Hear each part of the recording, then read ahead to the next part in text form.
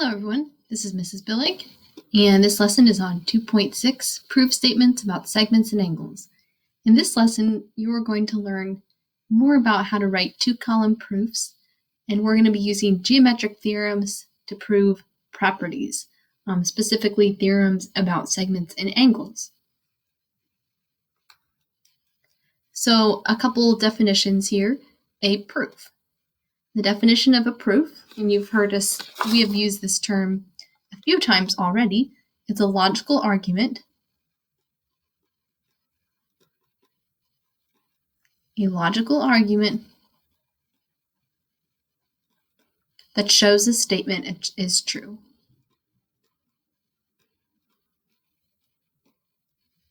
That shows a statement is true. So you may have seen proofs of the Pythagorean Theorem. In fact, if you were in my algebra class last year, we looked at some of these proofs when we learned a squared plus b squared equals c squared. We watched a video about it. And we're going to see lots more examples of proofs in this lesson. Specifically, a two-column proof, which is more of what we use.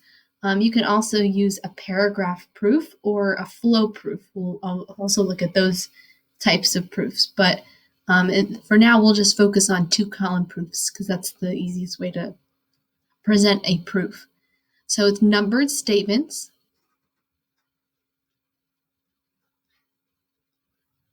Numbered statements. And corresponding reasons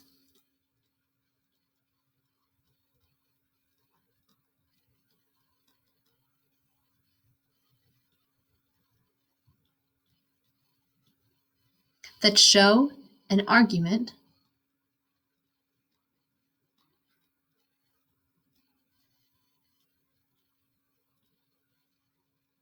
in a logical order.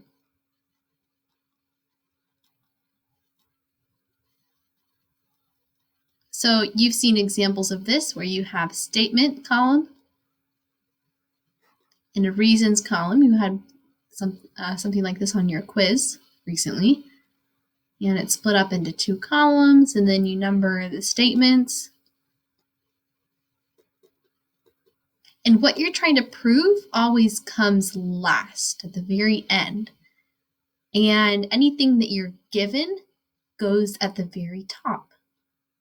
Sometimes, though, if you're given more than one thing, and you might have the list the first given and then work with that a little bit, and then later on you'll do the second given and then work with that until you get to the final proof. So just because it's given doesn't mean it has to go at the top if there's more than one given. But if there's only one given, then it'll always go at the top. And if you're not sure where to put the given, it's always fine to just put them at the top. We'll see lots more examples of that later. So why is a proof important? Well, think about if somebody is trying to make an argument or convince you to do something or to think a certain way. They have to, for example, like in speech and debate, I don't know if they have a middle school speech and debate team, but I'm sure they do at the high school. But in speech and debate, you have to learn how to present the facts in a very logical order that makes it easy for the person who's listening to the argument to understand. Okay, it's as soon as one part of your argument fails or gets out of order, then it's hard to understand that person and what they're trying to prove to you. So understanding how to present an argument is very important, and to organize your thought process in logical steps. So we'll be doing lots of that, just organizing a process in a logical order in order to prove something in geometry. Okay, so a theorem. So difference between theorem, definition, postulate, property. A theorem is a statement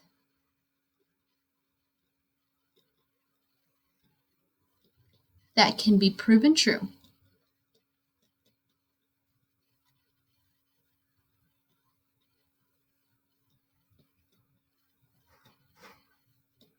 And once you have proven a theorem to be true, then you can use the theorem as a reason in other proofs. So it can be used in other proofs.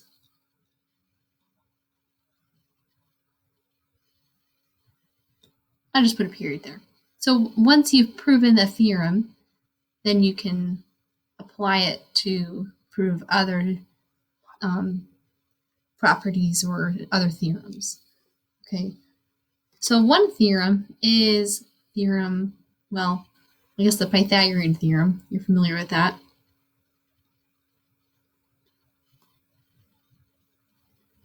So remember that definitions don't need to be proven, okay? And similarly, postulates do not need to be proven. So let's look at actually the first theorem of this unit, which is on congruence of segments. So segment congruence is reflexive, symmetric, and transitive. So here come those vocab words again. So remember, reflexive means like a mirror. So segment congruence is reflexive, symmetric, and transitive.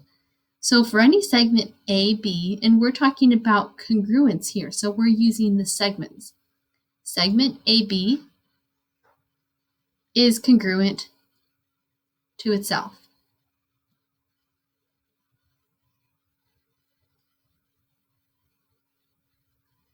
So congruent to itself.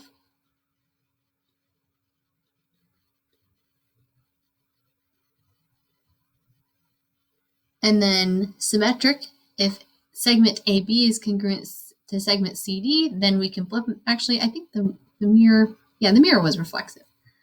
Symmetric is like the symmetry. So then you can say segment CD is congruent to segment AB.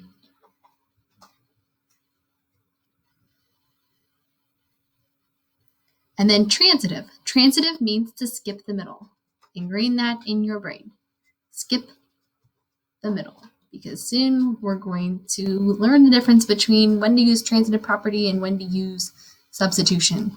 So this says if segment AB is congruent to segment CD and segment CD is congruent to segment EF, then we can say segment AB is congruent to segment EF. And you might be thinking at this point, well, didn't we already do this? Well, kind of. We did this for equality, but we actually have to specifically list a theorem about congruence, okay? Because remember, the theorems need to be proven true. So just because that equality is true does not necessarily mean that the congruence will be true. But in these cases, for these theorems, it is. And then the same thing applies with angles. So angle congruence is reflexive, symmetric, and transitive. So reflexive for any angle A is congruent to itself. And then if the measure of angle A, well, this really should just be if angle A is congruent to angle B, then angle B is congruent to angle A. So I crossed off the measure part because we're talking about congruence here, not equality. And then transitive. So if angle A is congruent to angle B is congruent to angle C, then angle A is congruent to angle C. We can skip the middle. All right, so let's look at a couple others. So using the midpoint definition in proofs. So the when you use the midpoint definition in proof, it'll say if M, capital M, is the midpoint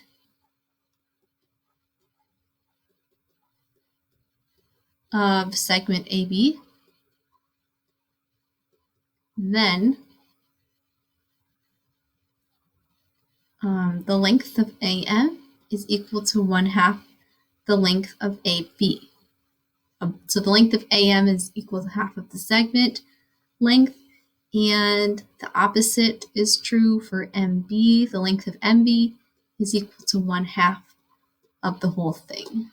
Okay, so that's how you would see the midpoint definition applied to a proof. So the midpoint means that it cuts the segment length in half. And angle bisector definition in proof. So this is going to be very similar, just talking about angles. So if ray bx, because remember an angle bisector is a ray, is the bisector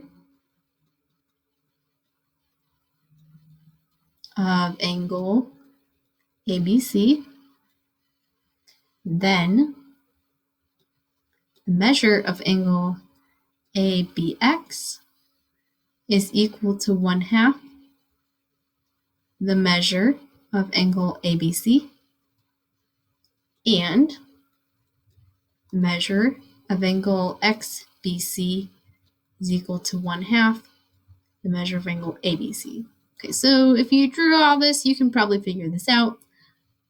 So let's draw angle A, B is the vertex, and C.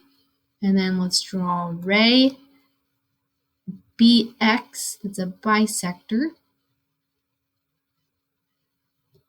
So we're essentially saying that so the measure of angle ABX, we're talking about that angle, is equal to 1/2 of the whole thing, and the measure of angle XBC is 1/2 of this. Now, interesting conclusion here, and you will see this later. If 1/2 the measure of angle ABC is equal to this, and 1/2 the measure of angle ABC is equal to that, then by transitive property, because remember you can switch these, so by transitive property we can actually skip the middle, and this is equal to that. And if those two things are equal, then these two angles are congruent. So by the definition of an angle bisector, it also creates two congruent segments. But because of all of this, so you see, you would have to state all of this, and then you could say that the angles are congruent. We will discuss that again later. So, congruent angles and segments in proofs.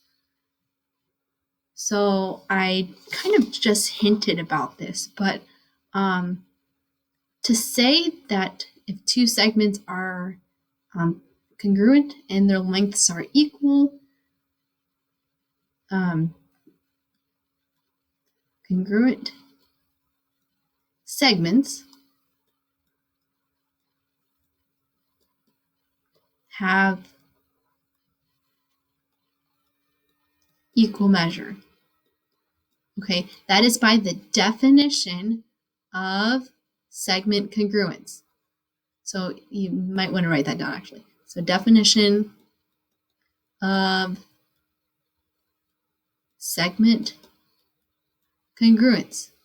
You may have noticed this when you took your quiz or on the quiz review. I forget which one it was on, but that used the definition of segment congruence.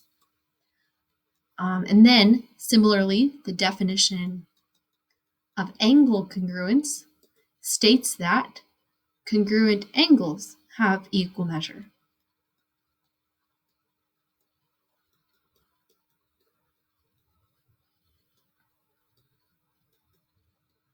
Now, that doesn't mean you can just assume that. You have to list it in your proof.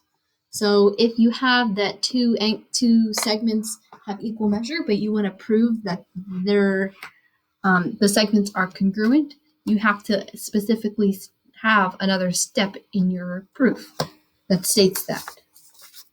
And I keep saying that we'll see examples of this, and we will, because the next one is an example. So go ahead and copy this diagram into your notes, and I'm going to walk you through this proof.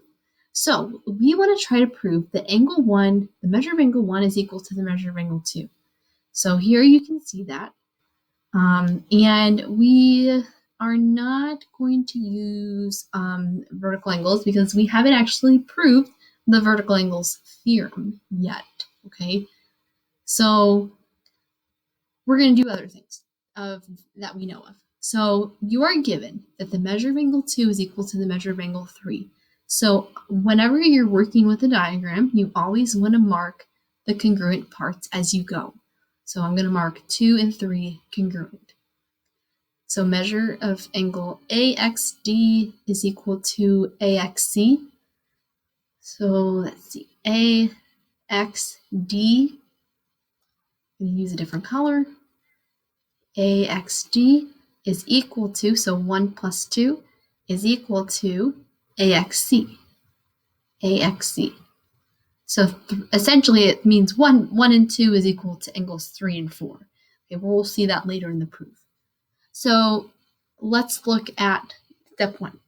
AXC equals AXD. Well, that's one of our givens, so we can write given.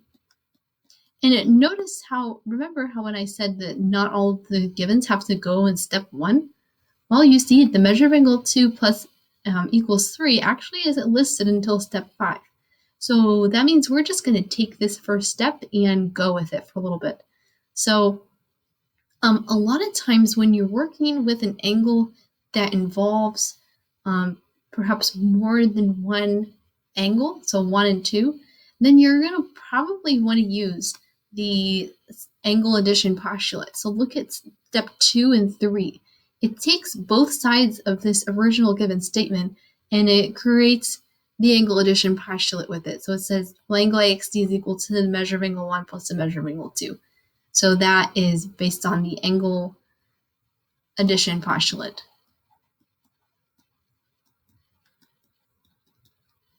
And then you do the same thing for the other one.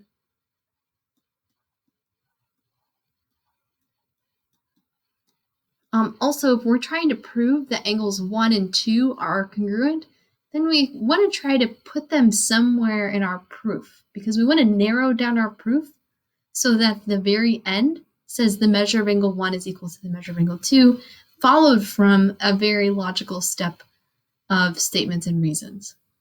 Okay, so look at number 4. Now it says that the measure of angle 1 plus 2 is equal to 3 plus 4. How did we get that? Well, think.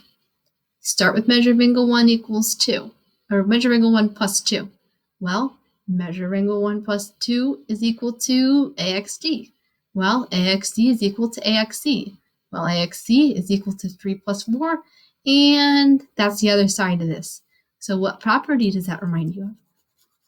Hint, it starts with a T. Transitive property. Transitive property means you skip the middle.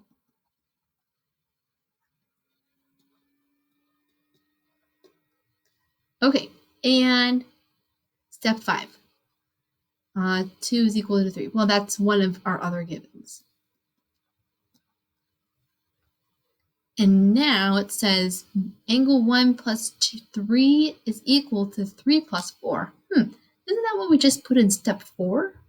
So what's the difference between step 4 and 6? So they both say measure of angle 1. They both have measure of angle 3 and 4, but look here. Measure of angle 2 equals, it's substituted with the measure of angle 3. So how did that happen? Well, in step 5, we said that 2 is equal to 3. So we were able to make a substitution of 2 and 3. So step 6 will be substitution. So notice the difference between substitution and transitive property. Transitive property is where you skip the middle, while substitution is just replacing part of the equation. And then finally, if you take a look at what we have here, what do you notice that is the same on both sides of your equation in step 6? Notice how they both have angle 3. So if we subtract that out, we can get our final answer. So subtraction will be our last reason for that example, subtraction property. Okay? So let's look at another example. Number 2, name the property that illustrates the following statement. If the measure of angle 5 is congruent to the measure of angle 3, then the measure of angle 3 is congruent to the measure of angle 5. Actually, not measure, sorry, just angle. And what property is that? That would be symmetric. All right, example number 3. How many more of these do we have? Okay, we'll do this example, and then the 4th example I'll just include in your homework assignment. Okay, so for number 3, you know that ray BD bisects angle ABC. Prove that the measure of angle ABC is 2 times the measure of angle 1. Okay, so here we're going to prove the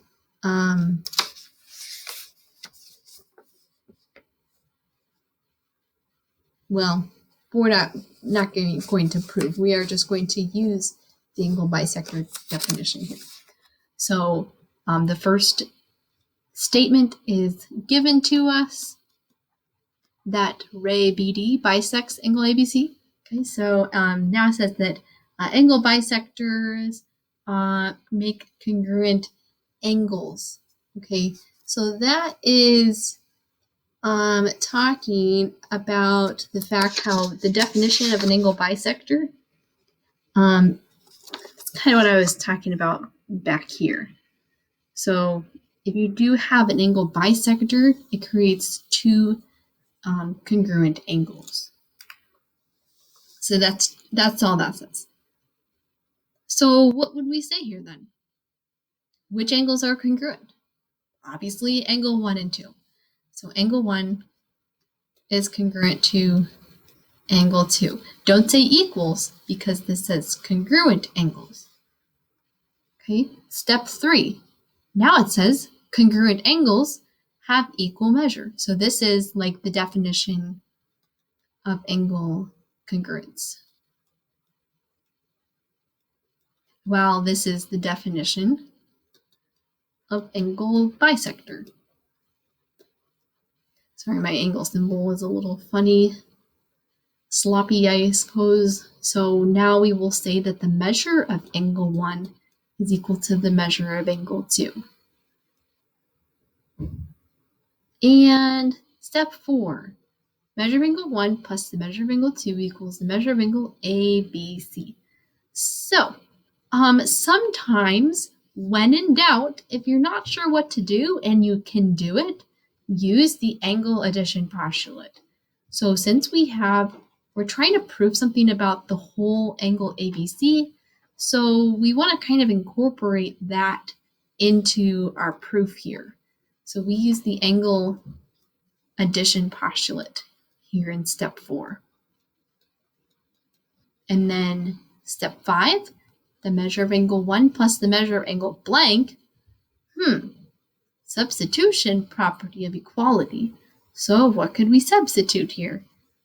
Well, I mean, look at step 3. We said that the measure of angle 1 equals the measure of angle 2. So we can substitute the measure of angle 1 here. Okay, so what do you know about the measure of angle 1 plus the measure of angle 1? It's 2 times the measure of angle 1 equals the measure of angle ABC. Because in step 6, for the reason you were to simplify. So we just simplified this. So that proves what we are trying to prove. And therefore our proof is finished.